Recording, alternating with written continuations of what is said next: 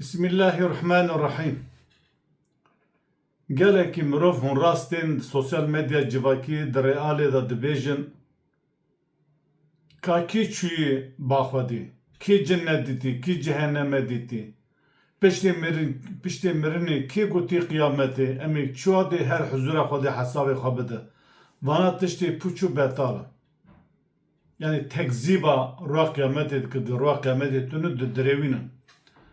An jî hinek însan henin tu carî hêvî nakin herin ba Xwedê Teala. Di bîr û baweriya wan de tune rojekî wê ji mezel ravin her ba repê xwe hesabê kar û kirê xwe bide Xwedê Teala. Xwedê Teala de derbarê wan da di ayeta Sûreyê Yunus ayeta heft û heştê da Bismillahirrahmanirrahim wiha ferman dike. İnnellezîne la yercûne liqâena bêguman ew kesê ku hêvî nake ku leqayê me bibe. Ew kesê ku hêvî nake piştê mirinê wê careka din wer huzûra me em ê hesab jê bipirse. Yani divê qet di bîra wan da tune ku hêviya wan da tune ku rojekî li Xwedayê xwe bizivirin. û her wisa weredû bil hayatî dunya dişûne axiretê da bi heyeta dunyayê qaîl bûne. Yani dünya axiret berdane, heyet axiretê berdane, rıza Xwedê berdane, bi heyeta dunyayê re meşxûlin, zewqa dunyayê, kêfa dunyayê, lehva dunyayê, şehweta dunyayê, lezzeta dunyayê, em bi xêr û xweşiya dunyayê, şan û şohreta dunyayê, qedr û qîmetê dunyayê ji wan re pir mihîm e. Axiret qet ji xwe ji bîra wan nayê, dunyayê razî bûne.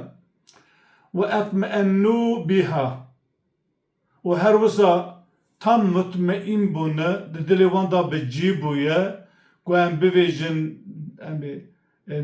dawiya meqseda wan û dawiya xewn û xeyalê wan tenê dunya ye. Yani xewnê wan, xeyalê wan, em bibêjin meqseda wan, armanca wan, hedefa wan tenê dunya û bi dunya ve meşxûl bûne û her wekî qet axiret tune be. Meslekê me kurmanca heye berê digotin jina digotin tevn û teşî nêwerle, qil û panî êwerle. Ana jî Müslüman wisa bûne em bi vê dîn û îbadet nêwerle lê hoqabaziya dunya êwerle. İnsanê wisa û her wisa wellezîne hum an ayatina gafilûn. Her wisa ew kesê ku ji ayetê me gafilin, haye wan jê tune. Yani Kur'anê çi gotî, Xwedê çi emir daye, pêxemer çi fermananî hatî, çi hikmetê xwasin, em çawa dikarin ku ji Kur'anê em fayde bibînin, bixwînin, li heyeta xwe tetbîq bikin. Yani erê İslam heye navê wan Müslüman ama ji temamê ayetê Kur'anê gafilin. İnsanên wiha Xwedê Teala di roja qîyametê ulaîke ev kesên ana me hedana behs kir Sûrê hefta da di Sûreyê Yunus ayeta hefta da ev ayeta heştayê ulaîke kesê wiha me'ewâhumun nâru bima kânû yeksibûn. Divê me'ewayê wana, cê wana, wargeha wana, cê ku wê herin biseden ket û kesba xwe dunyayê ku ji axiretê, ji Xwedê, ji îbadet û ji İslamê biz bitûn dûr bûn, biseden wê ket û kesba we xiraba, pîsa, qirêja, kufr û delaletê cê we çi cê wan agirê cehennemê ye. Wê çaxê gelî beşdara xwe bizivirin, li dînê xwe bizivirin. Hûn nizanin çi wextê mirin tê, ecelê we çi wextê tê hûn nizanin. Melekul mewt çi wextê li ser ruhê we pêya dibe we ji vê dunyayê teqawut dike hûn nizanin. Em nizanin em sivê dikeve nakeve.